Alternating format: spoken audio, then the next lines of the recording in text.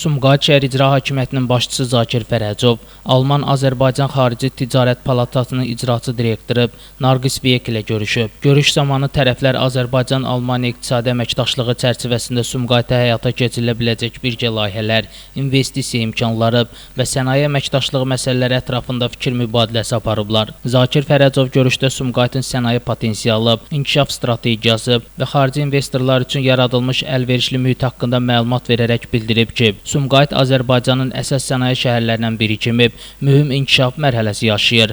Xarici investisiyaların təşviqi və beynəlxalq əməkdaşlıq istiqamətində Alman-Azərbaycan Xarici Ticarət Palatası kimi nüfuzlu təşkilatlarla əlaqələrin gücləndirilməsi böyük önəm daşıyır. Alman-Azərbaycan Xarici Ticarət Palatasının icraçı direktoru Nargis Biyek isə Sumqayıt şəhərinin sənaye və biznes potensialını yüksək qiymətləndirərək qeyd edib ki, Alman şirkətləri Azərbaycanda, xüsusilə də Sumqayıt kimi sürətlə inkişaf edən şəhərlərdə əməkdaşlıq imkanları axtarır.